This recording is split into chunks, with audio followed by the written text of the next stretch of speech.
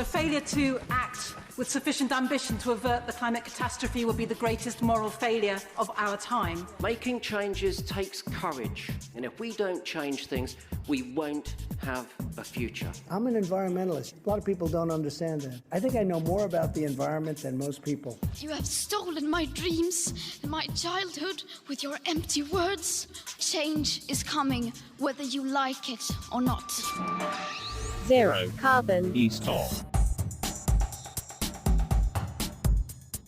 Hello and welcome to Zero Carbonista. I'm Ian Collins. This is episode 20 as we preen our environmental whiskers and delve headfirst into the issues that are dominating the news agenda at a breathtaking speed. Politicians should always beware. We discuss the very things, of course, they should be prioritising. If you're unfamiliar with the territory here, here's an explainer. The series is essentially about the views, campaigns, inner thoughts of one man. Dale Vince, the entrepreneur and environmentalist, built his success in the green energy sector. He's the owner of Ecotricity, the world's first green energy company, and he also happens to be the chairman of Forest Green Rovers. And each episode, of course, we bring you the dominating issues from the biggest agenda on the planet right now, that is environment and climate change. And I guess, Dale, we should start, before we delve into it, we've got questions on this already, with the book you've been sweating over for, the last year or so.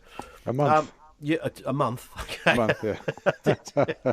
I was adding some what I thought was creative hyperbole there, but nonetheless, sweat has occurred in the process, and the final full stop has been done. Yep. Yesterday, well, it's not quite the final full stop, but we finished, edited the manuscript, and it's been a really intense month. Maybe, some days 6 or 8 hours a day, slaving away at a keyboard. But I really enjoyed it because, apart from getting to tell my story, which I'd kind of been meaning to do for a while, I got to write the manifesto. This is the end part of the book, the kind of the plan for how we get to zero carbon. And we've had one for a while, and we've been kind of talking about it every now and then. But to have it reduced to paper was firstly a good discipline because it made me test a lot of the assumptions that we held and that kind of stuff. It made it more formal, more robust. But also having it reduced to paper means it's much easier to share now. Indeed. And the book is called? Manifesto. It's called Manifesto. Fantastic. Yes, it's called Manifesto. Yeah. And which is a great title, of course. You see that on the shelf winking at you. You think, well, I've got to find out what the manifesto is. I mean, it's a walking publicity tool in itself. So, and that'll be out before Christmas. Yeah, I think publication date is in November, and I think it's out on pre-sale at the moment. We're going to stick it up on our own website soon. Sure. On pre-sale. Yeah, I'm actually pretty excited. Yeah, you should be too. Chris on Twitter said, if I buy your book for a Christmas present, will you sign it for me? Yeah, I will. And I think, we're going to, like I say, stick it up on our own shop soon, maybe a week or two. And I reckon that way I can sign anybody's that wants it through that channel. It might be a little bit difficult to organise otherwise, but if we can run it through our own club shop, like the Forest Green club shop. Yeah, of course. Good work. Let's start with this story. Scientists appear to be getting closer to the clearer answers on damage to climate. And one of the reasons I think this is a great story, of course, is because, and we'll come on to a detractor in a second from this debate, but there's a lot of science out there and there's a lot of data. And if you're kind of new to this area and this territory, you often get blinded by numbers, and it's quite hard to look at what is going. Is there more damage there? Has temperatures got worse, better? What is going on? This seems to be more of a clearer picture that we're talking about here. Yeah, it's actually a narrowing of the range. So since about 1979, I think it is, the measure of climate sensitivity has been to suggest that the temperature range that we could experience is between 1.5 degrees and 4.5 degrees. And that's a really big variation. And that hasn't changed since 1979. And the 1.5 degrees is kind of pretty mild outcome, relatively mild outcome. And the 4.5 degrees is like disastrous. And the problem with this range is, apart from being really big, is that it offers something for everybody. Sure. People that are skeptical about the climate can say, well, look, it could only be 1.5, and vice versa, it could be 4.5. So they've narrowed that now to, I think, just over 2 and just below 4. Which may not sound like a lot, but it's a 66% narrowing of the possible range of outcomes. But basically, they've ruled out the best outcome, 1.5 degrees, and the worst outcome, 4.5 degrees, and it's really useful. Indeed. Well, it's interesting. I mentioned detractors. I'm going to talk about this man, Michael Shellenberger. I'd never heard of Shellenberger, and then I interviewed him this week, strangely. Did you? Yeah, Wow. and I honestly didn't know what to make of this man, because this was as far as I can understand, he was an environmentalist. He was protesting, advancing arguments, and now he hasn't so much refined some of his arguments. This is, a full-blown reverse ferret going on here. What are you making of this? Yeah, I only found out about him yesterday. Somebody sent me a link to a story in the Daily Mail. I think he's just put out a book, and he's made a bunch of outrageous claims in this book about how, eating meat isn't bad for the environment. And, basically a lot of counterfactual, counter-climate change stuff. Is quite incredible. But it turns out he's got a bit of a history of this kind of stuff, anti-science, counterfactual stuff. He's been doing it for a while. There are suggestions on social media that he's funded by the nuclear industry and some other bodies. I don't know if they're true, but the stuff he says just doesn't make any sense. I mean, and there's no science behind it. This is not a book that's got sources that can point you to where he's getting his facts from, because they aren't facts. I mean, sometimes when I interview someone, and I think if I'm on unfamiliar territory, then I'm reserved and I will listen to them. But I was on sort of slightly familiar territory with this, and he started talking about, scientists now think, and I said, well, what scientists?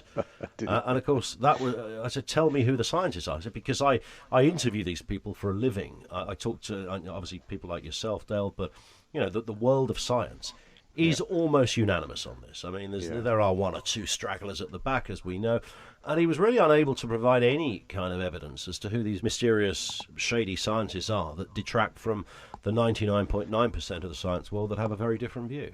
Yeah, that's interesting. He was probably thinking of Donald Trump. That's what it was. That's what it was. Well, we'll come on to him in a second, because we've got an absolute beauty. Here's a question from Jack on Facebook. Do you see you can now get carbon-neutral petrol in the UK? Is that a good thing or the wrong message? I think it's a crime, actually. I've never even heard of this. What's happening? One of the big oil companies, I'm not sure which one it is, has begun to carbon offset the impact of the fuel that it sells in garage forecourts. It's a terrible thing to do, because it gives people the idea that it's fine to chug around in internal combustion engine cars, and it's all taken care of because it's been carbon neutralized. The extent to which we can carbon offset anything is very limited. It's always been a curious area, that, hasn't it? I can pollute what I like, but I'll plant some trees. Yeah, well, the problem is that these schemes take place in parts of the world, developing countries and economies, who between them have only about 5% of the total carbon footprint of the world. So even if we carbon offset them completely, we've only taken 5% of our emissions out of play. So it's not actually a long-term scalable solution, and it's not even a bridge to anywhere, because carbon neutralizing petrol is a bridge to nowhere. So no, I think it's a crime. Yeah, I mean, you could, I suppose, if you owned an airline and a petrol station, you could say, I'm selling this as carbon neutral petrol, but I'm going to stop flying my planes. You could kind of see that and go, okay, I see what he's doing there. I don't agree, but I know what he's doing. But this business of just planting some shrubs in a faraway land, as you say, doesn't work. No, it doesn't work. It's not an answer. That's the problem with it. Yeah. It's going to confuse people. It's going to distract people and put off the real actions that we need to take. Let's go to Northern Ireland for this story. There's something of the Shellenberger about this. Northern Irish environmental officials reject climate crisis and climate emergency as terminology. I saw that. Why would they do that? I don't know. I just don't know. I think Northern Ireland's a little bit behind the curve on some issues, isn't it? As we've seen, it's detached from the UK in terms of laws on abortion and stuff like that, and attitudes, cultural attitudes. But to reject the notion that there is a climate crisis and climate emergency, it's just bonkers. Yeah, this was Edwin Poots said, officials in my department do not believe that this is appropriate language.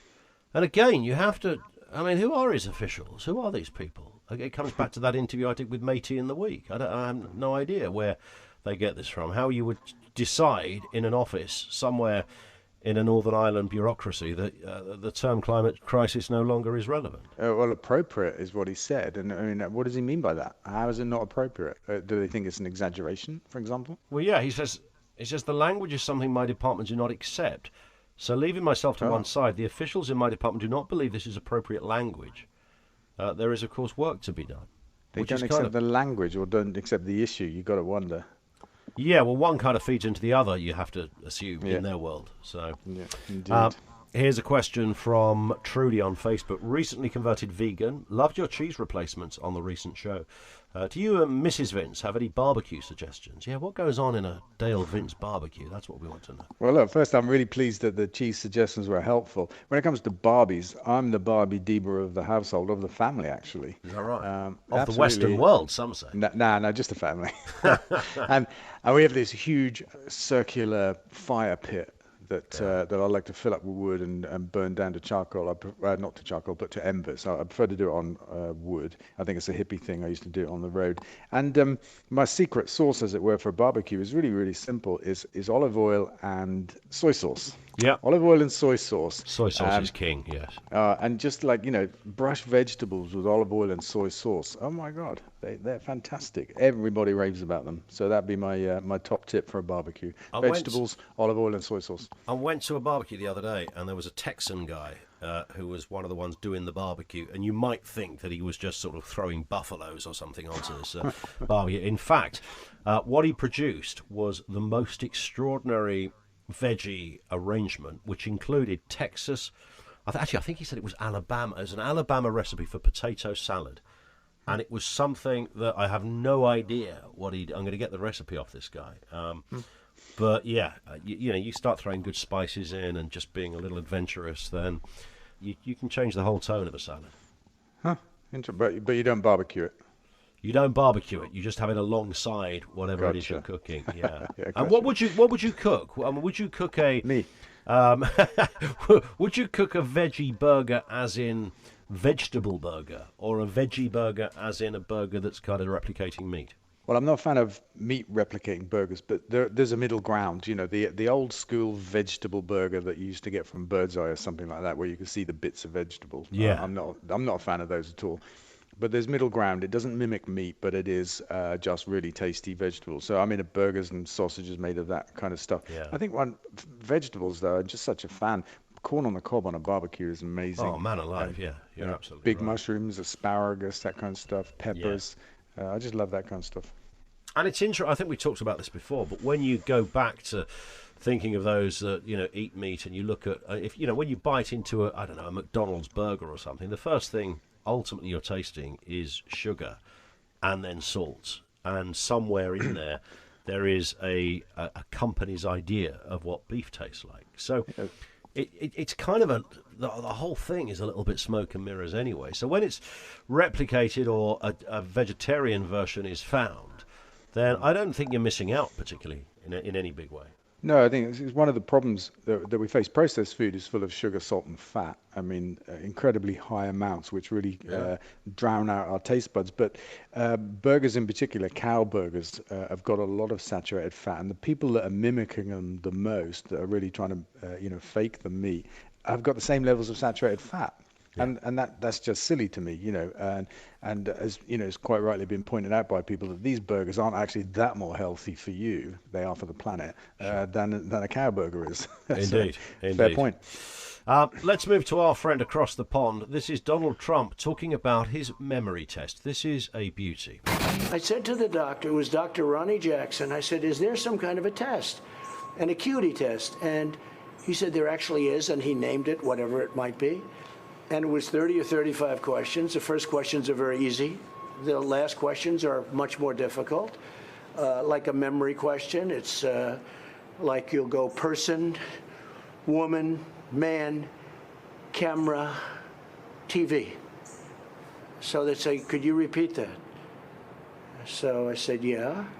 So it's person, woman, man, camera, TV. Okay, that's very good. But then when you go back about 20, 25 minutes later and they say, go back to that question. They don't tell you this. Go back to that question and repeat them. Can you do it? And you go, person, woman, man, camera, TV. They say, that's amazing. How did you do that? I do it because I have like a good memory, because I'm cognitively there. So there it is, Dale. Person, woman, man, camera, TV. Could you have remembered those? I mean, we've got a genius right there. It's incredible. But I read this morning in the newspaper that those are not the words of the test. He just made them up. He just made them up. So he'd forgotten them already. Person, woman, man, camera, TV. Yeah, the actual words of the test are much more diverse than that. They don't string together like cameraman, TV, which is pretty easy, you know what I'm saying? The actual words are very different. It's been published. It's online somewhere. He's obviously got no kind of no sense of how he comes across, because to keep going on about how smart he is and how he's aced these dumb tests, it's just incredible. He's got no sense of it. The kind of these little snippets that we play, I mean, I've seen a couple of emails from people saying, you know, are they fake? Because you think, sure, that's not really the president, is it? I mean, it's kind of beyond Partridge. It's beyond parody. My son is the same. He's 12 years old, and we walk out across the common kind of most evenings, and we chat about stuff like this, and he's like, are you serious? When I first told him some of this stuff, he's like, no, that's not happening. And now we go out for a walk, and he's like, well, what's Donald Trump done today? Yeah, there's one a day. This is better than any Netflix show, believe me. Another one here, just to finish on in terms of stories. Shell and Total, we were talking about oil companies a little earlier, still spending 90% on fossil fuels. They've, of course, make huge claims about going green. Clearly isn't happening. Yeah, it's not happening enough, is it? And it might have been Shell that are doing the carbon neutral petrol, I'm not really sure. But, you know, the big problem we have with the world of business, particularly the world of big oil, is that they aren't doing enough. They're talking a good game, but they want to transition over the next 30 years. That's the real problem, out to 2050. Same as our government. We don't have 30 years to do that. They just need to be faster. And at least they get it now. At least they're not kind of in the denial camp in terms of you know, saying they don't have to do anything. So I take that as a positive. We just need to get them to speed it up.